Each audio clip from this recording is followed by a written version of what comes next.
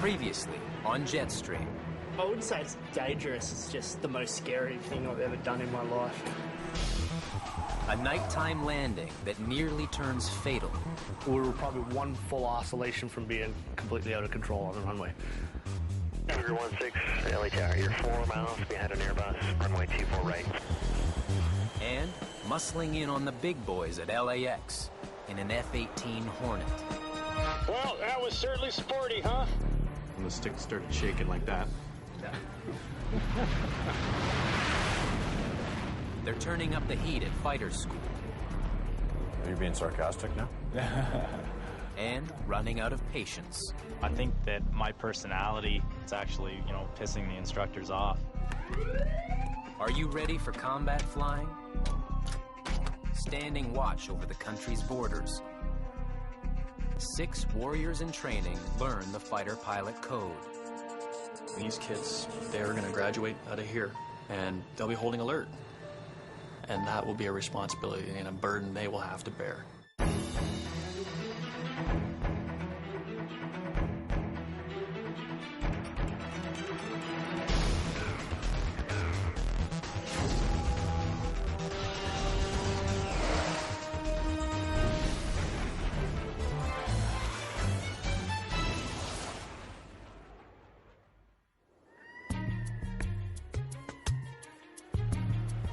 When autumn comes to Cold Lake, Alberta, winter is never far behind. Those that can fly south, with the exception of these guys.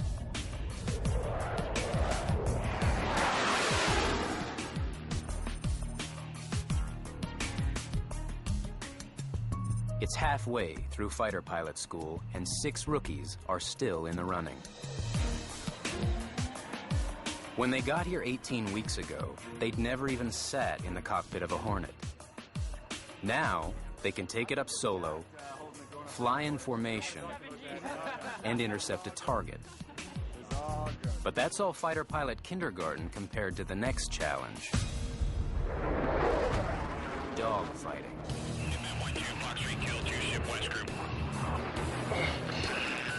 That's what targeted. Out left. Up to this point, we never really max performed the jet, and now we're starting to take the jet to the envelope, to the edge of its ability.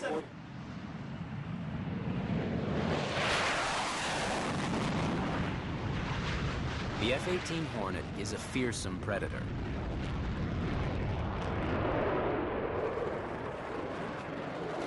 But for any fighter, there's still one basic principle of air combat. Get behind the other guy so you can shoot him, and he can't shoot you.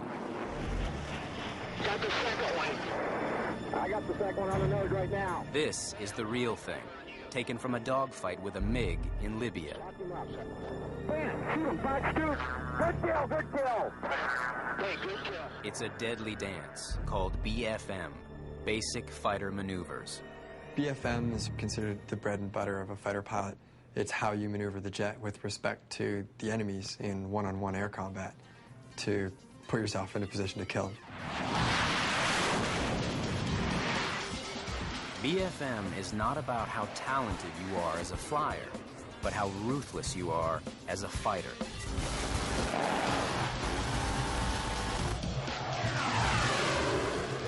It's not for the guy who wants to fly the air show. It has a very mean side. They are well-trained, they are paid, they are professional, and they may, in fact, unfortunately, have to be killers. We're all about threatening, making sure we can get weapons on first and force them to react. Winning a fight means riding the knife edge between aggression and patience. If you can force them to react, they can no longer come up to get you, and we can now use you to get down and get into a position that we're going to teach you about how to kill. If you find yourself stuck... Over the next few days, the students will fly a series of grueling BFM missions.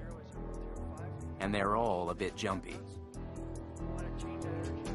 I'm prepared for it, but I've been also nervous for about 5 days or 6 days, And right now, Lieutenant Seamus Allen needs a win.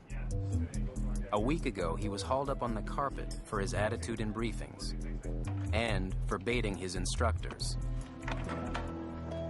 I've worked the most part of my life to be here, so, I'm going to do what it takes. It's more than just a professional struggle. It's a personal struggle, too, because I'm, trying to learn things about myself and trying to learn how best to adapt. Since then, Seamus has been trying reputation rehab, and it shows on his progress card. Well prepared and demonstrated a much improved etiquette in brief and debrief. Well, definitely attribute that to just sort of doing what they want me to do rather than, what I want. But this is the big test, combat. How will Seamus fare in a dogfight? He'll get the advantage of starting on offense, behind the bandit. The bandit will make a diving turn to get out of the line of fire. Seamus has to turn tighter, pulling hard on the stick to get his nose on target.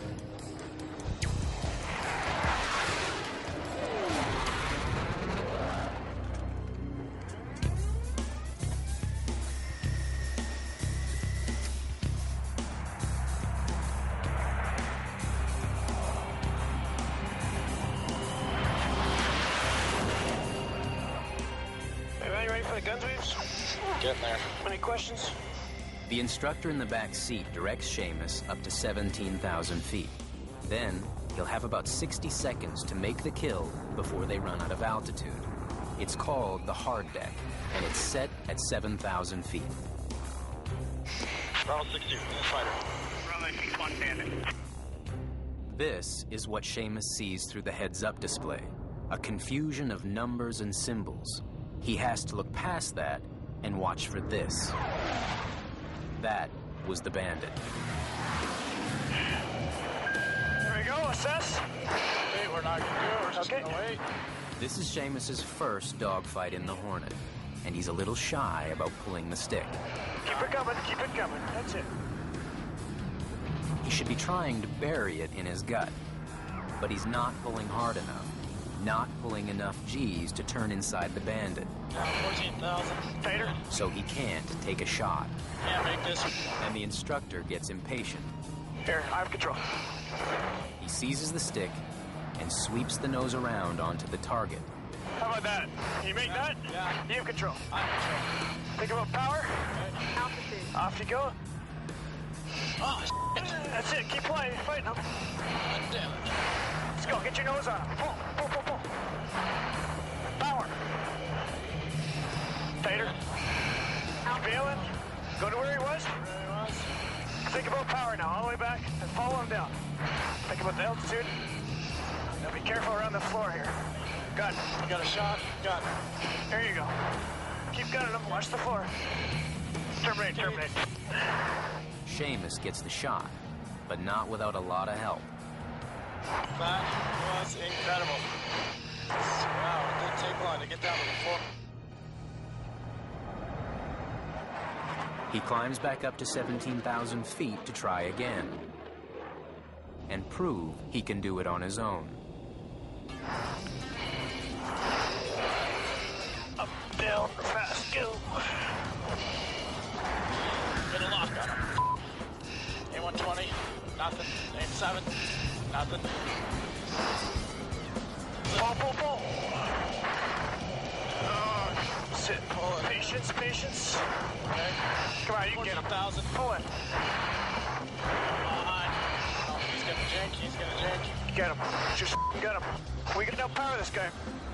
Oh, There, sweet. Big power. oh. Altitude. Nothing. Big, coming out of her. Going out. Seamus is racing down, running out of space and time, but he's slowly reining in the bandit. We got him. I'm gonna cash in. Gunshot. There, Come on, Pepper, come on. There we go. and he gets the kill. Got him. Terminate. Wow. Bravo 62, terminate. That's incredible.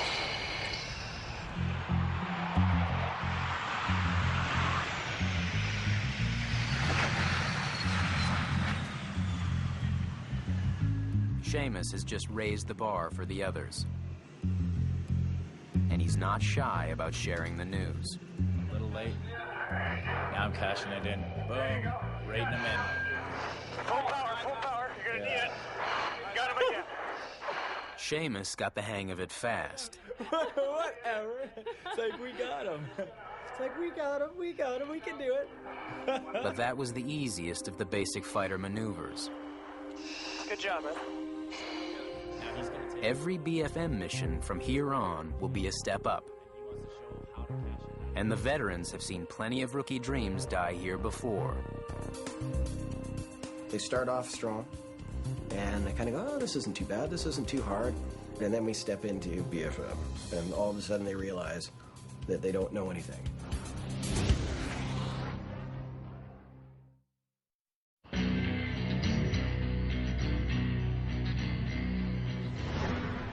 No matter how skillful the flyer, fighter pilots know that's only half the battle.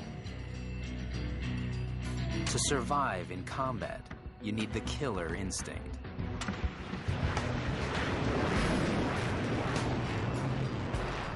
Basic Fighter Maneuvers, or BFM, demands a load of aggression. And that means pulling the maximum G's the jet can handle. It's going to be hard, straight back, right to your lap, as hard as you can, get that 7.5 G in. Let's just say for every 0.1 below 7, you're going to beer. All right, sound fair? Yeah. Okay, sounds fair to me. Pressure on the bandit, right? Make sure we maintain that all the time to keep him scared. Keep that in mind, okay?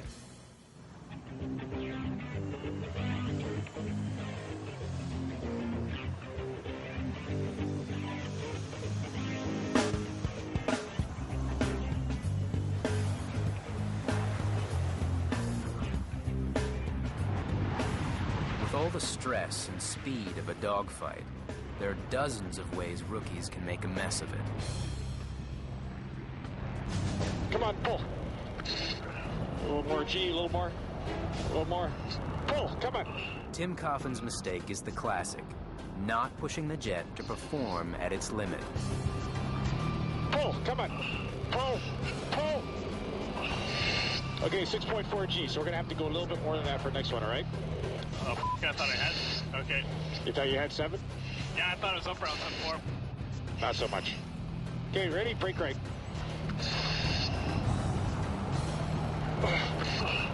Come on, a little more. There we go. Let's get into it. Yannick Jobin's problem isn't the G's, it's his airspeed. It's dropping through the floor.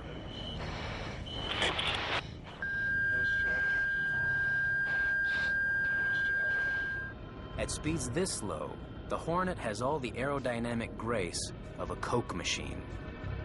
Bit wobbly. We were down to 60-something knots. It started to get kind of snaky, huh? Yeah. You'd really hate to be doing that in the middle of a fight, because now suddenly you're the pin cushion, right? Everyone's shooting you. All the students are struggling with this one. I just screwed myself. Go get him. Oh, keep fighting to a 6. Keep the nose up. Get going. Oh. But even when you're getting a schooling, a supersonic jet is a great place to get it. Things are happening quick, huh? You had your 30 seconds of fun just looking out going, hey, cool, I'm flying a Hornet. Yeah. Have you done that yet? Yeah, there you go.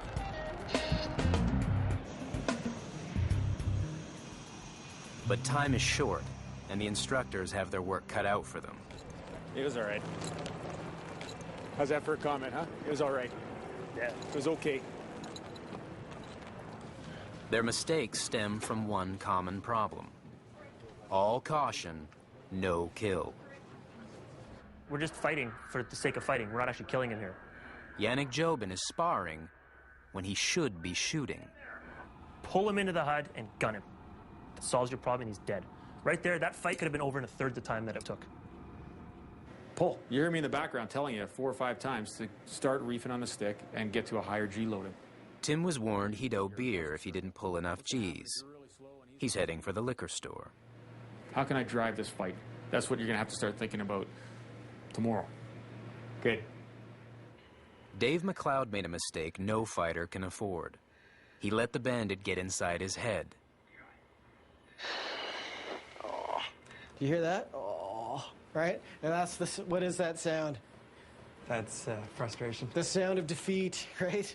You know, that, oh, which basically means, oh, man, he's going to shoot me here, right? It's like, don't do that.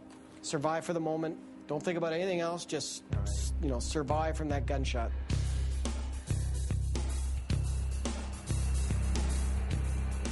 Survival is what the next challenge is all about.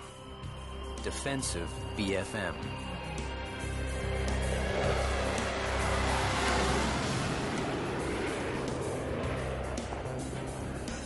We're at 25 Alpha Bandit now. When you're the one doing the hunting, being aggressive means getting the shot. But when the roles are reversed and you're the one who's jumped from behind, you'd better be aggressive, or you'll be wearing a missile.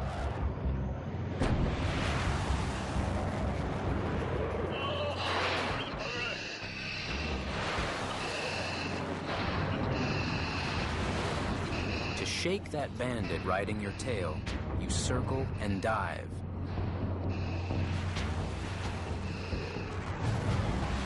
But you're watching your back the whole ride down.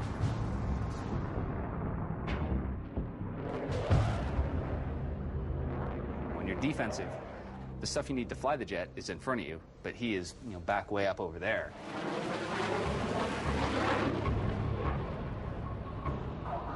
It's a lot trickier in many respects. You got to be looking back and forth because you're wearing, you know, whatever it is, 5-10 pound helmet, and your neck is craned up and around, looking backwards, and you're pulling, you know, 5-6 G.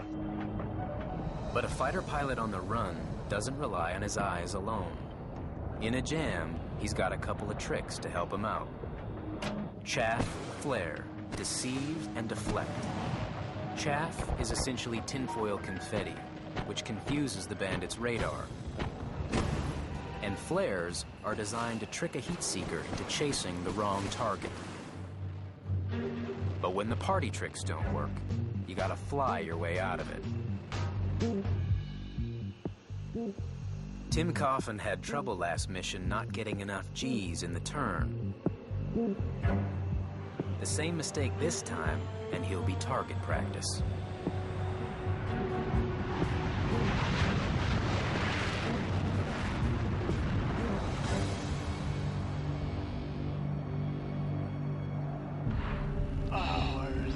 The bandit is right behind. Fight's on. To shake the bandit, Tim has to turn and dive. Okay, not too deep, not too deep. Keep pulling hard. Yeah, that's my bad. There's a simple way to tell if he's going to stay alive. If he keeps his nose below the horizon, he's got it right. Keep your nose down, yeah. Keep your nose down. Keep that nose down, and gravity is on your side. You're faster. Use altitude, so get your nose down. Yep. That's fine. Get some airspeed back. Keep coming around. You can't shoot us there. You can't shoot us there. Altitude. Altitude. That's it. Now ease off a bit. Get some airspeed. Can't shoot yet. No, can't shoot me. But Tim's nose keeps drifting above the horizon. Like this. Turn it. And this. Yeah, use altitude if you have to. Keep it coming around. And this. Transitioning 25 Alpha 310. Okay, he's easing off. You'd think flying down, going with gravity, would be natural. But it's hard to point your nose when you're watching your tail and someone's trying to kill you. Okay, he's getting in range now. Do it on a plane or else he can gun us. Okay. Turn on some profiles. Let's get up. But Tim's nose drifts up, he slows down, and he's toast. Terminate. Still got a G. Okay, dude, you gotta really pull that stick in. This is a fighter, man. 7.5 G, okay? In real combat, Tim would be a dead man. what do you think? What's that? It's like 2 and G. Yeah, it's over 1 G. You know, it's a lot harder to do, of course, looking over your shoulder. For Captain Tim Coffin, it's a confidence buster. Let's just say your last name is appropriate.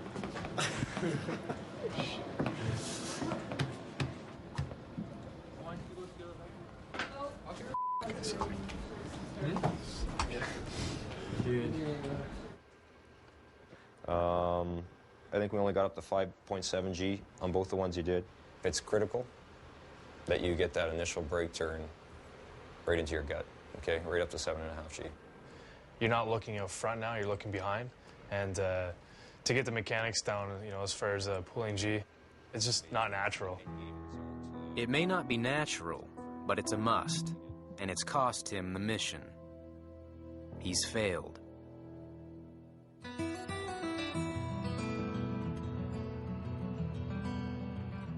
Riel, on the other hand, is on a roll. After her near-fatal landing a week ago, Riel has scored excellent marks on her last few trips, and her confidence is up. Yeah, it's kind of nice to have some opportunities presented to you where you can go, oh, I totally know what to do right now. But knowing what to do can only mean one thing. They're going to up the ante. I know definitely as they see us getting it, they ramp it up to challenge us more because, you know, like, you can always be better, right? Like, it's fast and it's furious and it's a lot to do as long as you get it before time runs out. Riel knows better than anyone here fortunes can turn on a dime. And they're about to, again.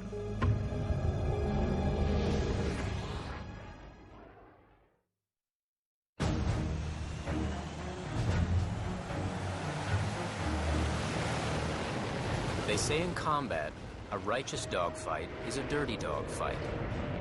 And if you're not cheating, you're not trying. Fighting a Hornet, kind of like a knife fight in an alley. You'll run in there, try to kill the opponent, and you'll be out of there before anyone else knows what's going on. They've pressed the attack, and they've been jumped from behind. Now, for the first time, the students will try fighting head-to-head. Gonna get gunned. The polite name for it is neutral fight. It starts like a game of high-speed chicken, 2 jets flying head-on. The trick is to turn at exactly the right time to circle in behind the other guy. First to the trigger lives.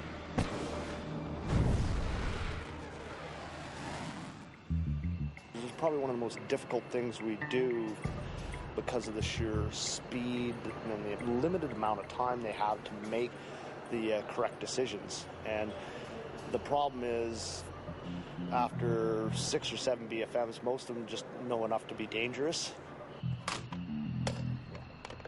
So far, Riel Eriksson has been breezing through basic fighter maneuvers. But the bar is higher now. In a neutral fight, no one starts with an advantage. The students are expected to make their own breaks. You want me to sit in the front? Can't do.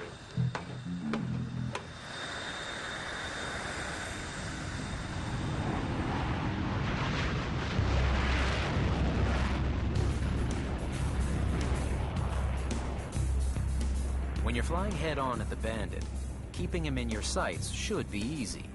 Or so you'd think. This is what Riel sees. The Bandit is right in front. Only he's 5 miles away. This is what a Hornet looks like 5 miles away. In case you missed it, there's only one way for Riel to find that plane. Look out the window. Fights on. Talk to Sally. Weapon. Time to get the shot. Riel is trying to get her nose on the Bandit, pulling over 6 Gs, but she can't keep him in sight. 2 circles, stop bleeding. Think of this stuff yourself, okay? Or be a fan, do something.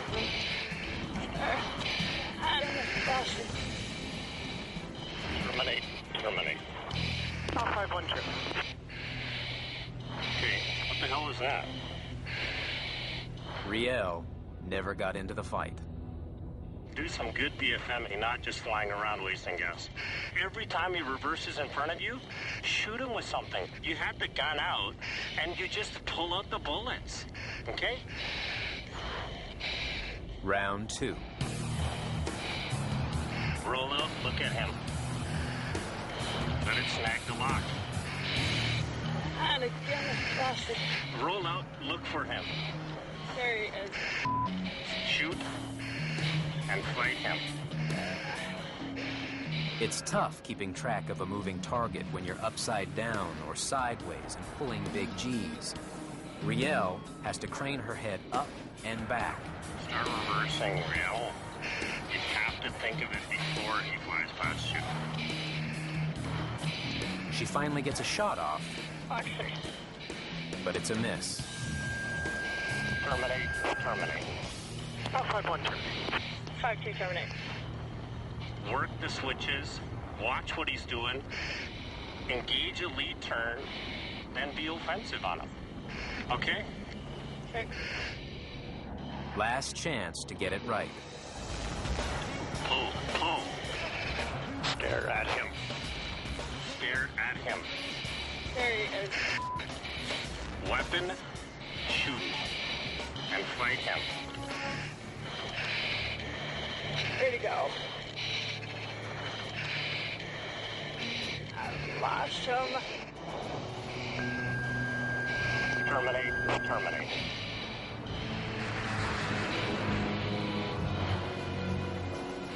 Mission's over. And it's a long ride home when the instructor has nothing to say.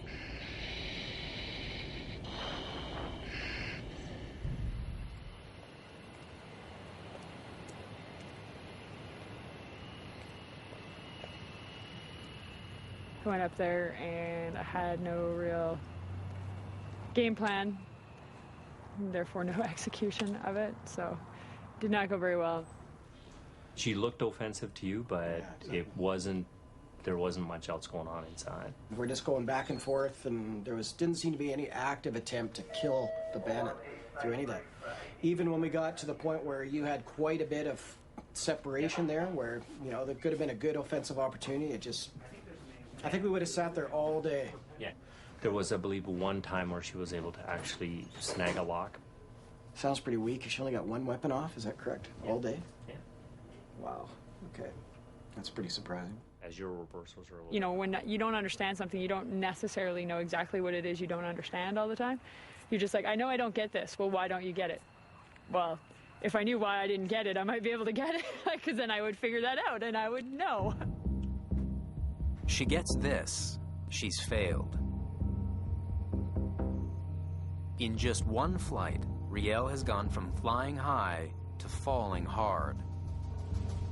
And in this course, you don't get many second chances.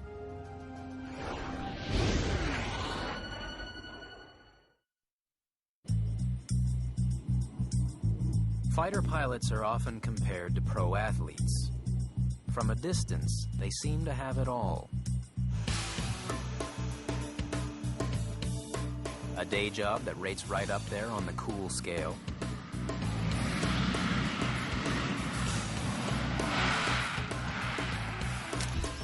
Rubbing shoulders with race car drivers and movie stars like Paul Newman. Any good deal or perk that we get, of which there may be a few while we're flying, we call it jam. We keep track of the jam to try and spread it around and keep it fair amongst all the pilots. But if there's one guy who's getting too much jam, he gets his call sign changed for a while. We'll just call him Toast, because the Toast always gets all the jam.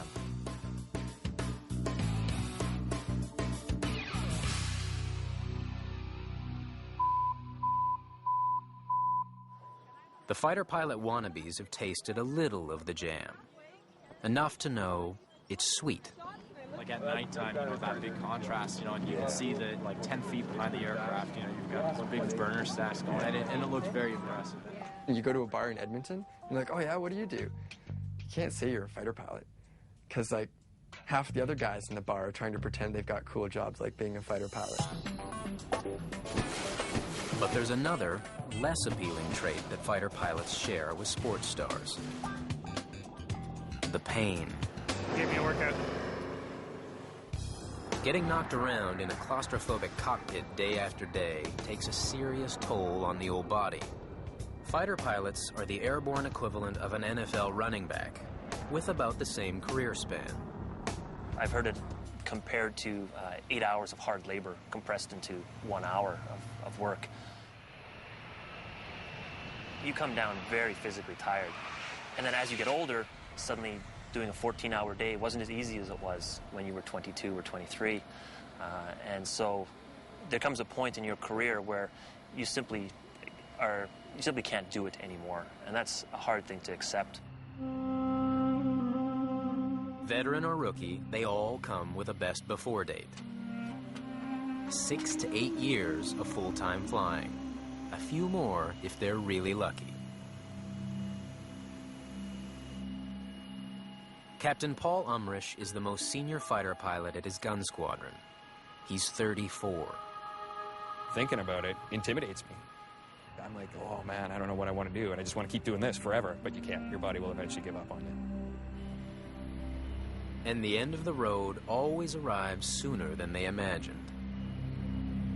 I do sometimes think about that last flight, how it'll be walking away from the Hornet, knowing that that'll be the last time that I fly the Hornet, and it just gives me an empty feeling. It's something I try not to think about.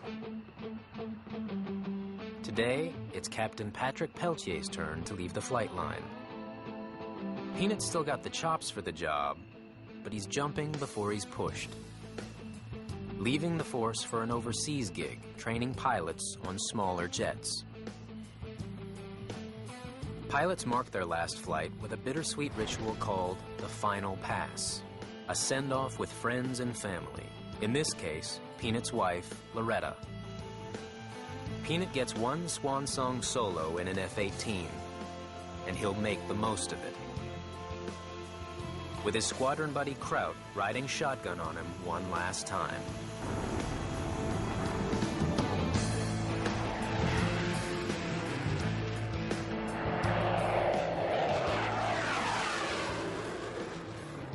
Peanut runs through some fighter maneuvers.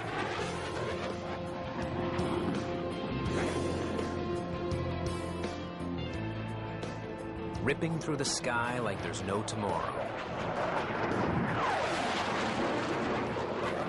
Because for him, there won't be.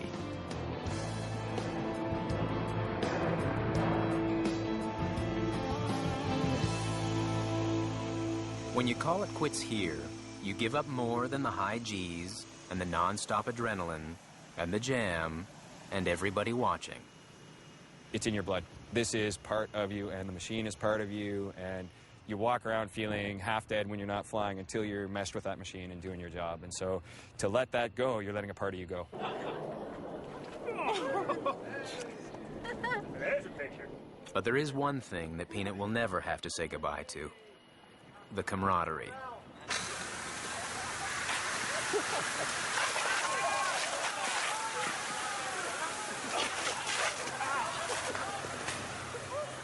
If Peanut took an accounting job tomorrow, he'd still be considered a fighter here. For one, you don't get the boss.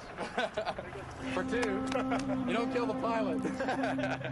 Awesome work, Peanut. Thanks. Peanut, hug your wife. In a high-stakes job where danger is always along for the ride, once in the club, forever in the club.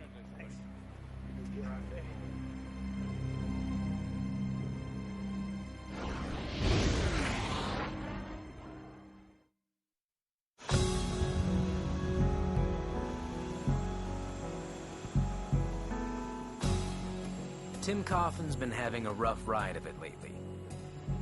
But you wouldn't know it. Keeping his chin up is one skill he's mastered. Did 2 circle flights. I wasn't, near Max's place. I wasn't going 35 Alpha. I'd start pulling. Did awesome, right? But that's all I did today.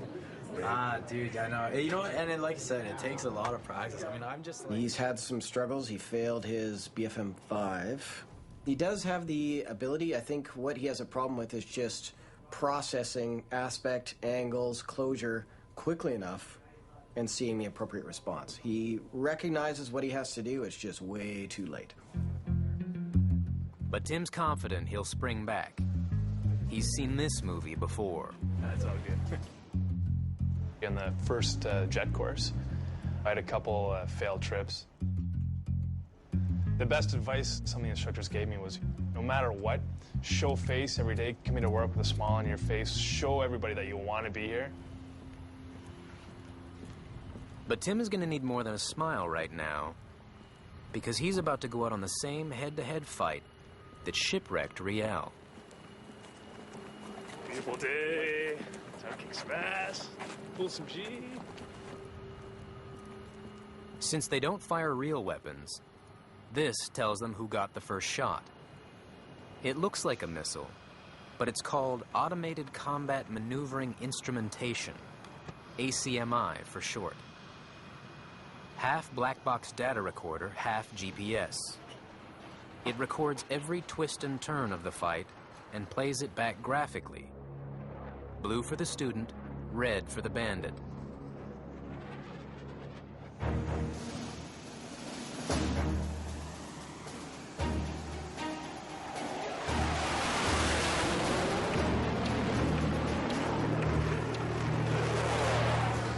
This is the mission they call neutral fight.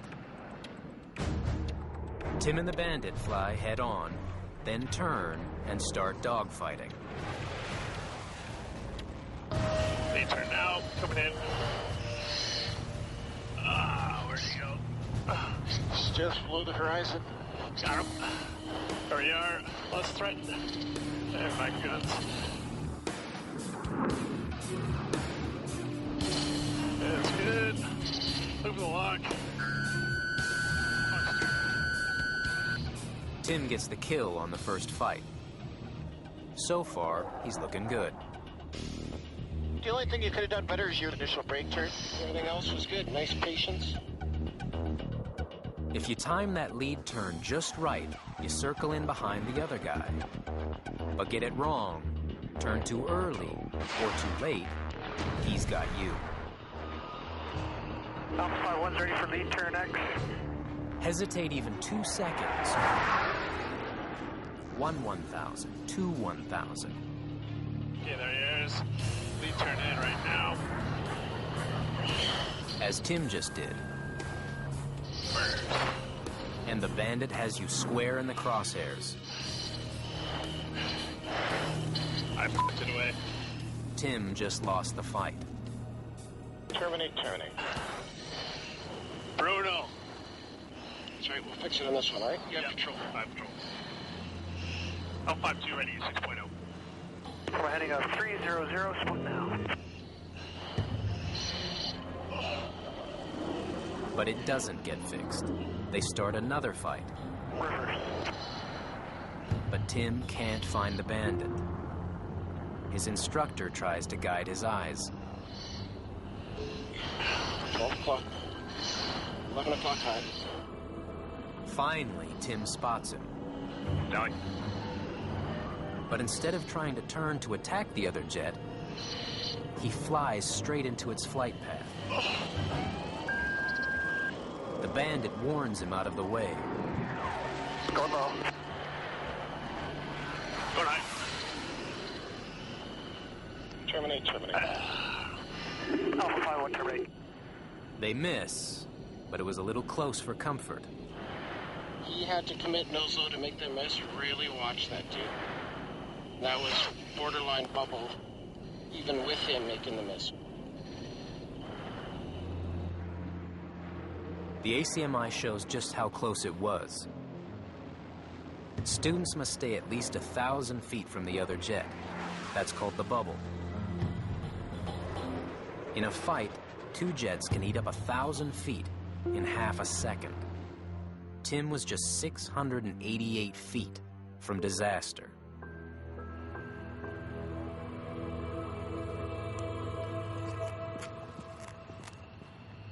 Students rarely know how badly they sucked until they're told in the debrief. But when you're walking back alone, you know it isn't good.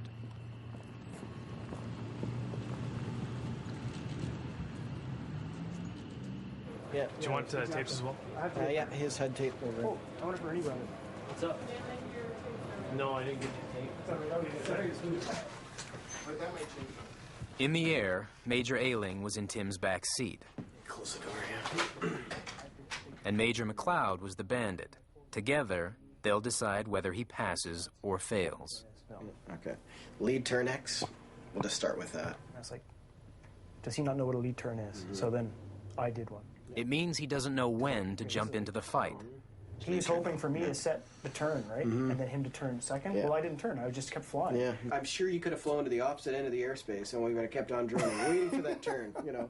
Didn't appear. And as if the mission wasn't bad enough already, Tim capped it off with that near miss. Really uncomfortable when I saw both guys pulling. You make the miss low and he still wants to drive at you. It's like, nope, done. It doesn't take long to reach a verdict. Mm-hmm. We don't expect him to be understanding every facet of it, but there needs to be just some kind of basics there, and I don't think he really understands. So I'm going to write this up as unset, and we'll have him redo this one.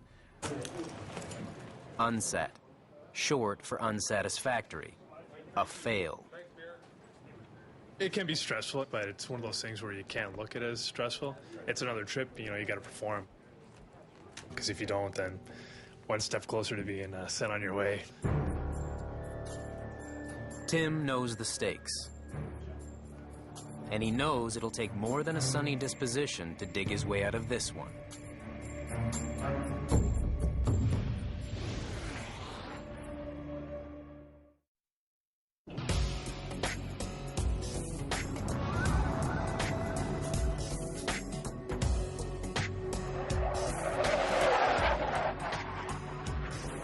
At the midpoint of the fighter course, the most dangerous enemy the rookies face is the eye-gouging fatigue.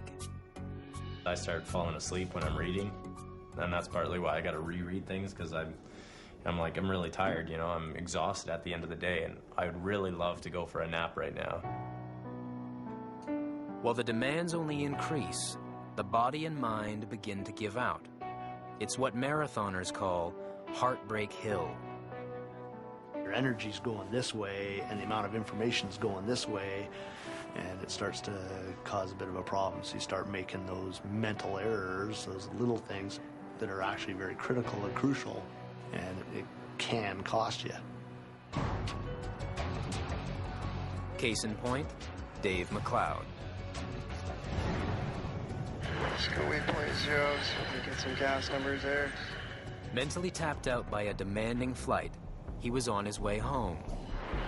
Alpha 5-1 left. Fuel low.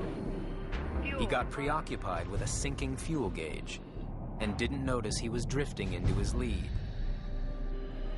That was my bad. 300. He caught the mistake just in time.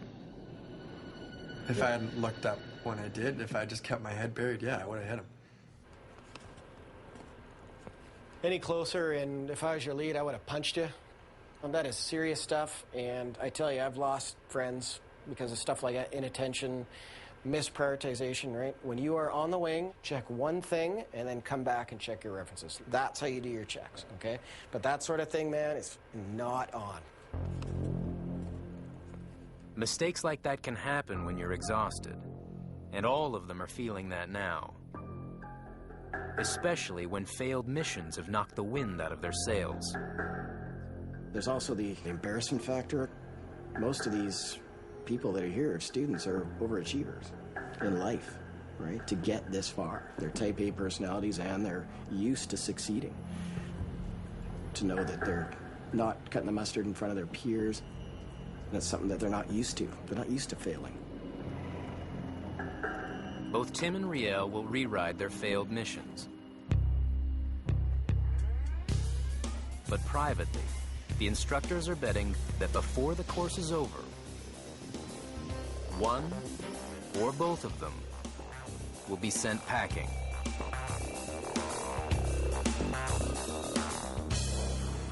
That's next time on Jetstream.